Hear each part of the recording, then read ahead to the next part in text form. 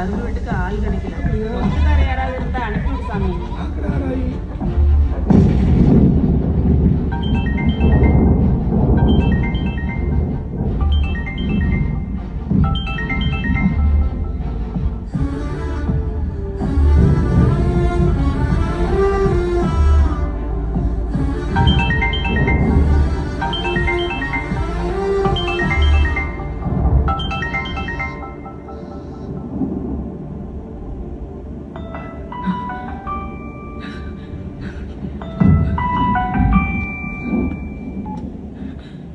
Hello sir.